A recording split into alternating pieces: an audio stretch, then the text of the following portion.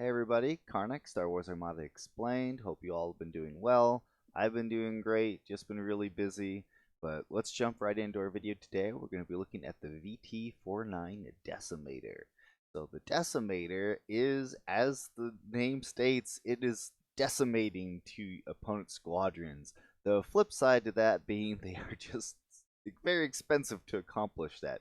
Let's dive right into the squadron. So the VT-49 Decimator, again, you can see it's Imperial Squadron. It's got the marking there. This is a generic version here, meaning that you can bring as many of them as you have squadron points, which in a standard 400-point game, you can bring up to 134 points of squadrons. Bottom left-hand corner is a Decimator's icon. Opposite that is its point cost, 22 points. Whoa, this thing costs a lot. It costs as much as most aces.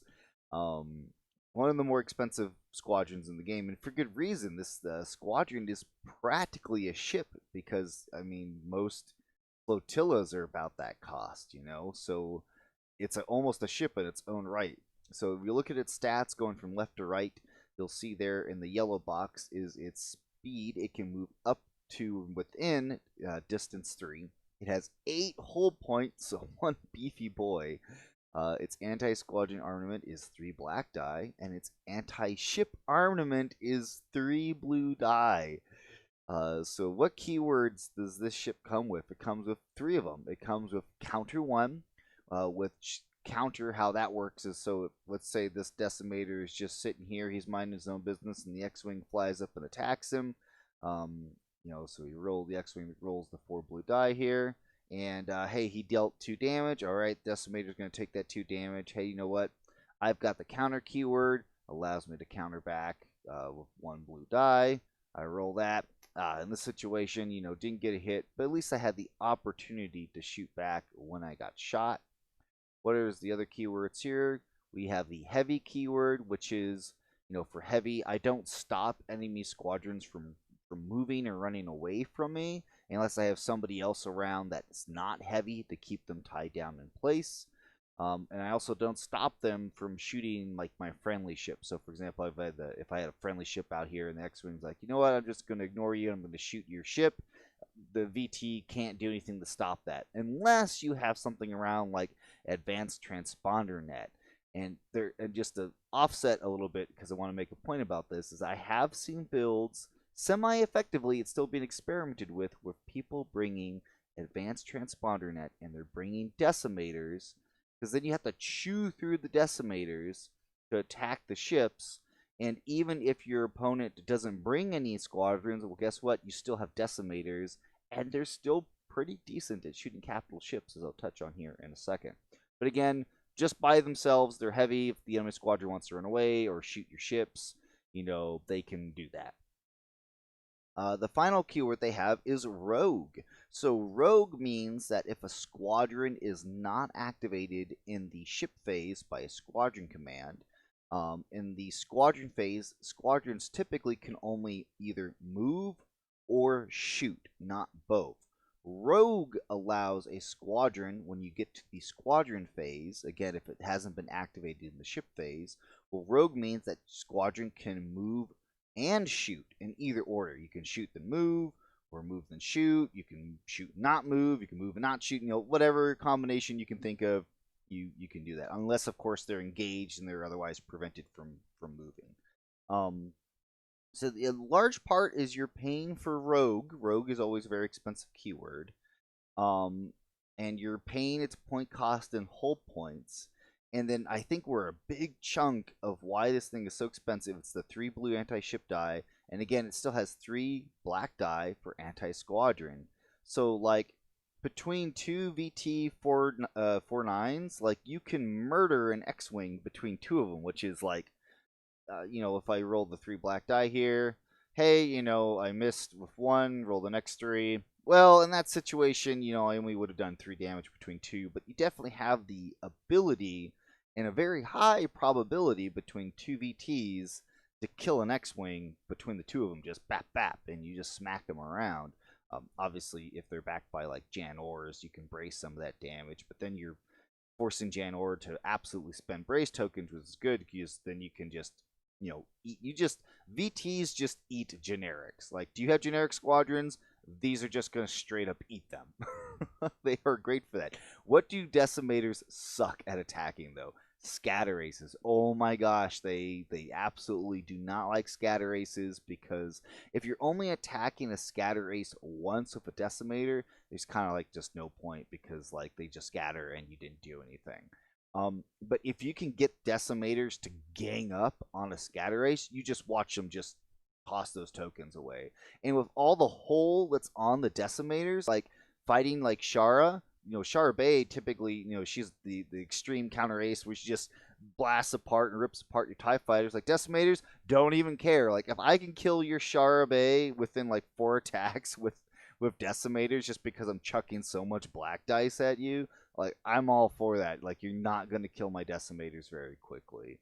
But there's definitely situations where you kind of have to think about that, because even with 8 hole, if you put them in flak range and they're also getting flaked and they're taking anti-squadron fire, you can watch an 8 hole vanish pretty quickly. But again, with all that hole, you can chuck them into multiple flak fields of fire, and again, as long as you're not like overcommitting and not being careful with them, like they don't care. They can get flaked all day long, and it does not bother them at all.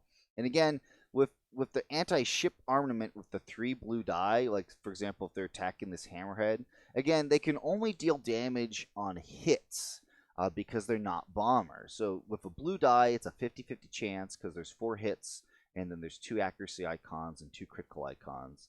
So, if you are attacking, like, this hammerhead will roll a 3 blue die, and hey, I got 2 damage and accuracy, really good against the hammerhead, because guess what? I can accuracy that redirect, and then he just takes 2 damage to his face. Now he has no more shields on his face. Or even if I had rolled 3 damage, which is an optimal result as well, like, then he just loses 3 shields, and the next time I hit him in the front, like, he only has essentially like 1 shield with redirect to stop damage. Like, so decimators just rip apart small ships. They are so good at killing small ships. Or if your opponent does bring a large ship and he trundles them in the middle of 2 or 3 decimators, watch how quickly he starts to panic. If you're hot rolling blue die and you're rolling 3 damage, 3 damage, 3 damage, like, great. But I've also been in games of decimators where I've rolled all criticals, all criticals, all criticals, and accuracies, and like I deal no damage with them. So, are they more reliable than red dice phantoms? Yes. That doesn't make them ultimate, reliable. But if they can get hits off, man, they just, like I said, they rip small ships apart.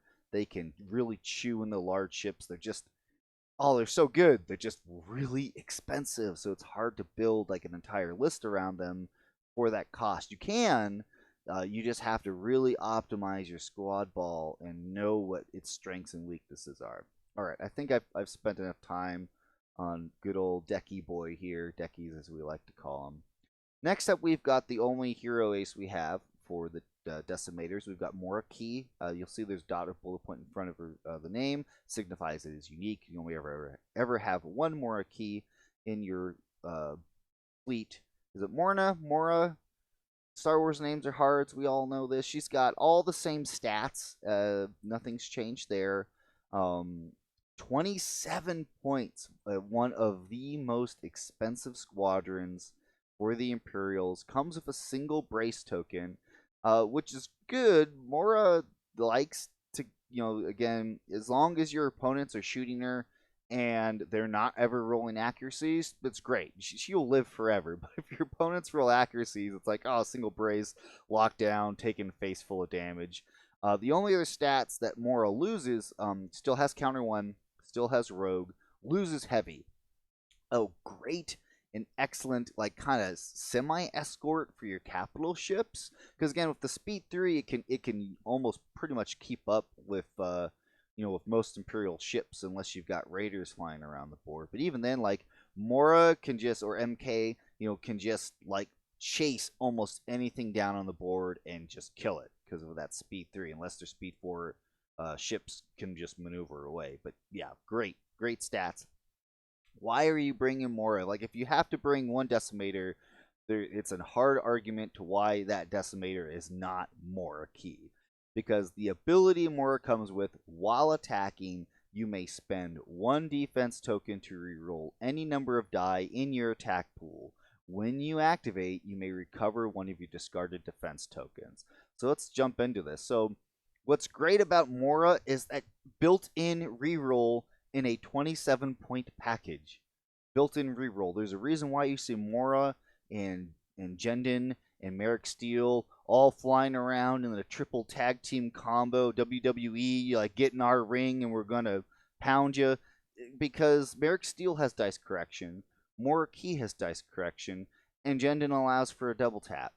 So I've seen situations where you chuck Mora Key at like a hammerhead, Mora Key 3 damage, Jendon 3 damage. Okay, all the shields are stripped off this hammerhead. It's really hurt, and then Steel flies up, hits it with 2, and it explodes. Or if you're pounding like a Star Destroyer with this, you can strip off a ton of its shields with that as well. 3 and 3 and 2. That's 6 and then 8. That's 8 damage between the 3 of them. Oh my gosh, you can see like why that combination is so strong, because they're not a ship, but they can kind of just be anywhere. Anyway, let's get into this ability. So yeah, we're gonna attack that hammerhead here. We roll the 3 blue die. Now, typical Decimator, that would have been like, oh, this is an awful roll. Why did it even bring the Squadron? Mora's like, hold up, I'm an ace pilot. I got this. So I'm gonna spend a redirect or spend my brace token. I'm gonna re-roll all 3 of those die. And, not the optimal result we're hoping for, but at least I still got 1 damage going out, so hitting them for 1 damage. Or maybe there's just an enemy squadron, it's got 3 health left. You really want to make sure you kill it. You roll your 3 die. In this situation, I'd gotten it, but for example, if this had been a blank, again, you can spend the brace token, or if it's already been spent, you discard it, and you can re-roll, again, however many die you need. That case, again, didn't get what we want, but you could have gotten it. Again, self-contained dice correction. Cannot overstate how fantastic that is. Rebel players are jealous. Click on this link to find out why. Just Mora, really good. So the second follow-up part about Mora's ability, which also again makes her a great self-sustained bomber, is the fact that when you activate, meaning when that squadron activates, not when it's activated by some other method that I can't think of anything right now, but pretty much when you're toggling the activation slider of Mora from unactivated to activated, that is when that squadron, when you activate, you may recover one of your discarded defense tokens. So, for example, let's say that we had discarded this brace token for whatever reason, either Mora's being attacked, or you discarded it because you're attacking, you wanted to reroll. Oh, hey, I activate. All right, 1 second. I want to tell you the story about how Mora got her brace back. Boom, she gets her brace back. It's a movie. It's on the Disney Channel. You can watch it anytime. That's, again, really good. Just really good. So almost always we'll have a defense token unless your opponent is really concentrating fire on taking Mora down. And again, Mora beefy, 8 hit points, but the single brace, if she's being focused, like, she will still explode, and she's 27 points. It hurts the pocketbook, especially when you're getting into those close games. You can use her reroll ability with her counter if you wanted to. I usually don't, unless there's I can't spend it for any other reason, or I will if I know I can then activate the squadron, get that brace back, have that for follow-on. So, you still need to be careful of how you're using that brace, because if you spend it and discard it with a double tap, like from Jendon, but your entire enemy squad ball is unactivated, they're going to all laser focus on MK there, and they're going to just dogpile on the MK to murder her before she can activate and get that brace back. All right, I kind of have went off on a few bit of tangents, but just because this is it's a staple squadron, a lot of Imperialists for a reason, I just kind of really wanted to cover and touch on that. There's no other crazy things or anything else going on with the squadron rules-wise. All very straightforward. You guys are fantastic. Of course, if you feel like you missed any, if I if you feel like I missed anything, leave a comment. Let me know. Maybe give me some examples of stories of where you've seen MK work great for you. I hope you're all doing well. Stay safe. I'll catch you all next time.